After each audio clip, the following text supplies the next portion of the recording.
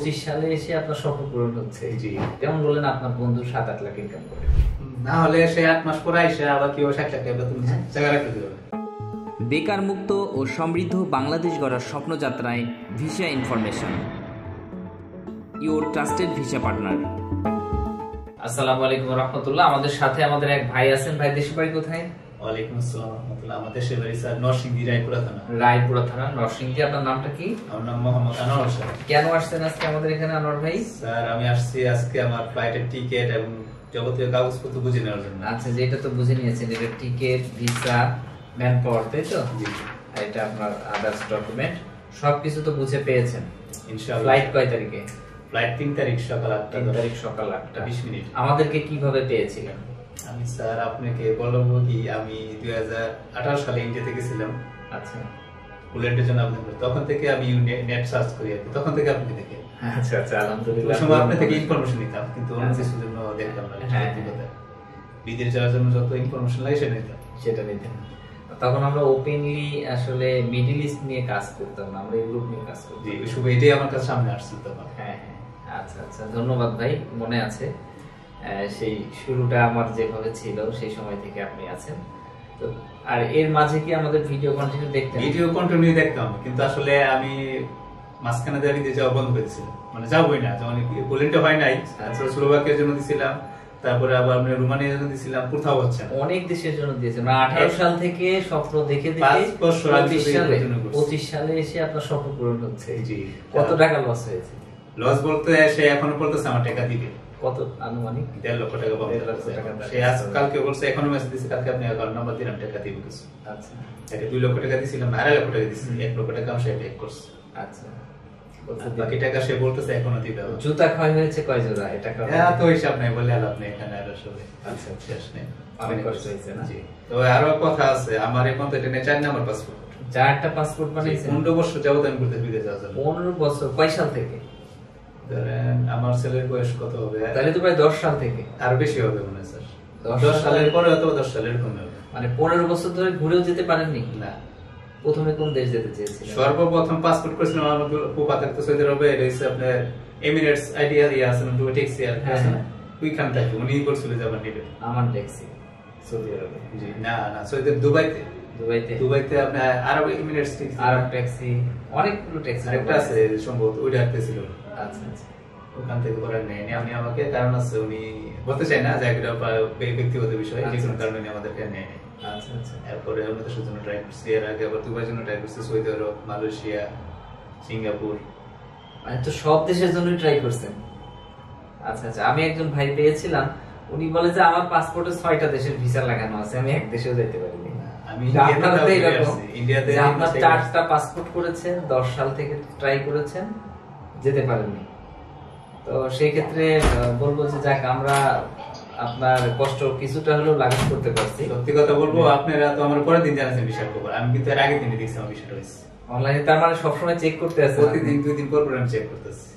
সত্যি কথা আমি বুকতে কান্নাই সবছে, বলতে চাই না, আমি কান্নাই সবছে। এখনো অনুভূতিটা এত আনন্দ, সত্যি কথা স্যার বলতে পারবো না। এটা তো আমার দেখা, যেটা একটা মানুষ যখন বিদেশ যাওয়ার কথা বলে তখন তার ফ্রেন্ড সার্কেল, আত্মীয় স্বজন সবাই জেনে যায়। আর যখনই 2 মাস 6 মাস পরে বিদেশ যাওয়াটা হয় না, সবার কাছে সে একটা হেয় প্রতিপন্ন হয়, তাই না? সেই অনুভূতিটা কেমন? আপনার অনেক বেশি একটু শুনি আপনার থেকে। কি বলবো, আসলে ভাষা বলতে পারতেছি না আমি, অনেক এটা প্রকাশ করার মতো না আর কি। ঠিক আছে, যা অত্যন্ত খুশি আমি এখান থেকে যাওয়ার পর। আমি আমার ছেলেকে পর্যন্ত তৈরি করতে যাবে এখান থেকে। আপনার ছেলের বয়স কত এখন? ছেলের বয়স 19 প্লাস, কিন্তু তাকে দিচ্ছি পাসপোর্ট বানাতে। 19 প্লাস পাসপোর্ট করতেছে 21 দিয়ে, সত্যি কথা এটা। আচ্ছা আচ্ছা। পাসপোর্ট সম্ভবত ঈদের পরে ফিঙ্গার দিবে। আচ্ছা আচ্ছা। ছেলেকে কিসে পাঠাবেন, কি কাজে? আমি কবি সবাই পাঠাতে চাইছিলাম আপনাদের, আমাদের এখানে সে হ্যাপসে শেষ করে 2 বছর মাওলানা লেখাপড়া করছে, এখন একটু দুষ্টুমি করে আর কি।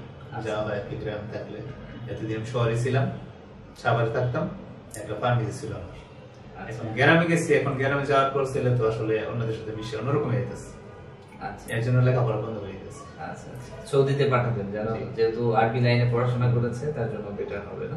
তারপরে ওইরকম একটা ইংলিশ পারে না, যেটা সত্যি কথা। আমাদের সাথে ছেলে মেয়ে তো, হ্যাঁ, এর জন্য টুকটাক যাই বুঝে, কিন্তু আমি এই জন্য কপি সব যদি হয় আপনাদের এখানে দিব আর কি। কফি শপ 21 এ হবে ইনশাআল্লাহ। সেটাই, কফি শপের কাজ আছে। তো ভাইয়ের কথা শুনে তো আমি অবাক হয়ে যাচ্ছি। পাসপোর্ট ওইগুলো নিয়ে আসতাম, আমি নিয়ে আসি না, আর 3টা পাসপোর্ট আমার কাছে আছে।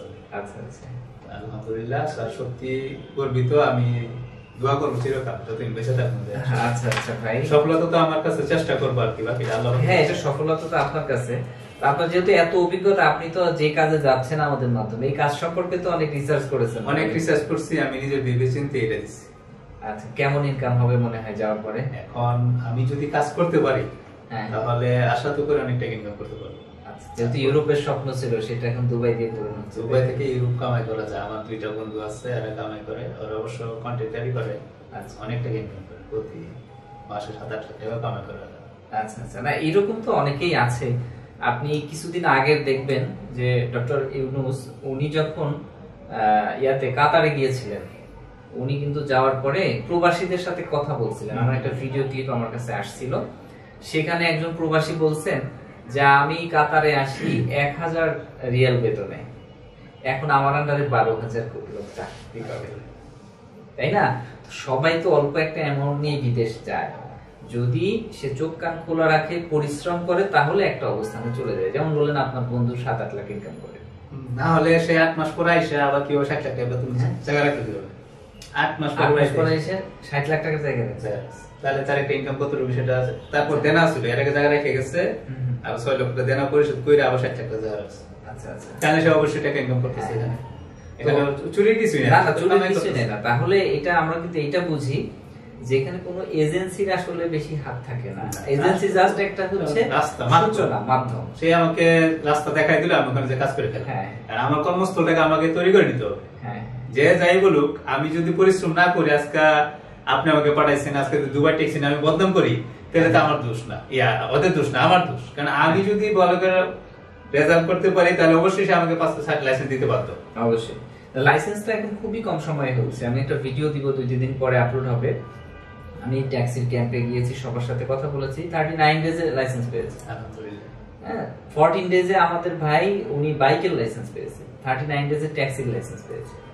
এটা ভিডিও করে নিয়ে আসছি। মানে আমি যদি তাদের পেয়ে তাহলে আরো বেশি ভালো, কারণ আমার 3টা ছেলে, 2টা ছেলে মাদ্রাসার, একটা তো বললাম বড়টা, ছোটটা 23 পারা পরে, আর একটা ফুলে।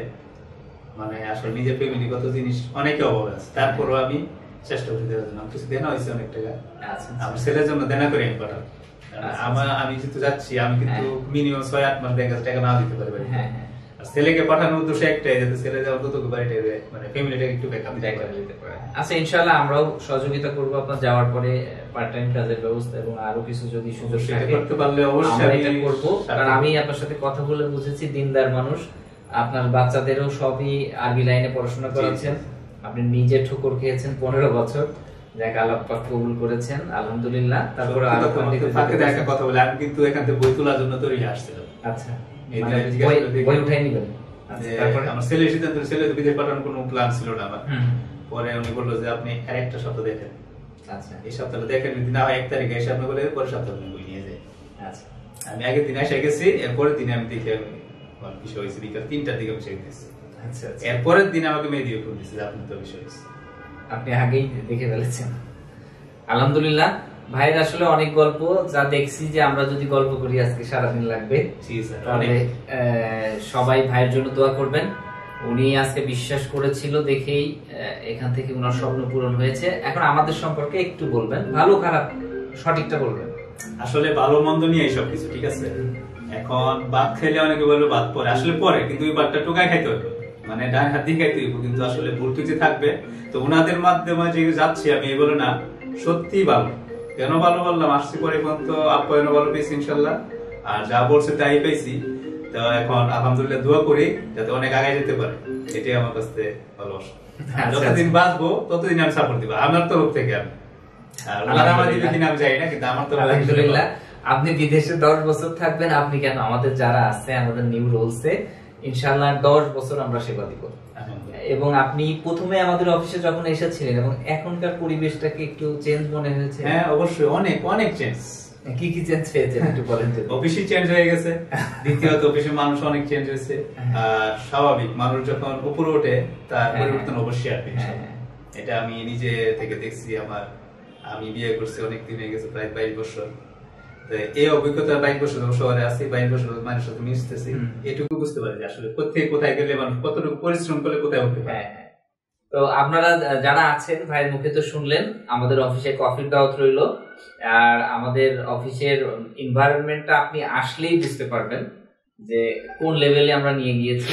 ইনশাআল্লাহ আমাদের ইচ্ছা সেবা দেওয়া, আপনি স্বপ্ন দেখবেন, আপনার স্বপ্ন পূরণের সঙ্গী হয়ে আমরা কাজ করব আপনার সাথে। শুধুমাত্র ভিসা করে দেয়াই আমাদের কাজ না, আমরা চাই আপনার ফিউচারটা সেটেল করে দিতে এবং আপনার পরিবারের থেকে দোয়া নিতে, যেটা দিয়ে আমরা পরকালে আমাদের একটা ভালো অবস্থান হবে। আমি প্লাস আমার অফিসের সকল স্টাফেরই এই চাওয়া। আর ইহকালে তো আমরা ভিসা যেটাই সেল করছি কম বেশি লাভ করছি, তাই না? এটা তো ইহকালের পুঁজি, আমাদের সবাই ব্যবসাটা নিয়ম স্যার। আসলে যে মাছ বিক্রি করে তার তো ব্যবসা করতে হবে, তাই না? সে চলতে হবে, তার পেটে চাহিদা না। এখানে একটা এত বড় অফিস নিছেন, এটা একটা খরচ আছে, সব জিনিসের একটা লিমিট আছে। না আমরা ইনশাআল্লাহ, আমি দেশবাসীর কাছে যারা দেখবে সবার কাছে দোয়া চাই যাতে আমার সঠিক পথে থাইকা হালাল পথে থাইকা ইনকাম করে খাইতে পারি। এইটাই যতটুকু পাচ্ছি মানে অল্প পাই আর বেশি পাই। যদি রিজিকে থাকে বেশি পাবো, আর রিজিকে না থাকলে বেশি পাবো না। তবে অবশ্যই হালাল পথে থাকতে চাই। এটাই আমার জন্য সবাই দোয়া করবে। ওকে, সবাই দোয়া করবেন ভাইয়ের জন্য, আমাদের জন্য দোয়া করবেন। আসসালামু আলাইকুম।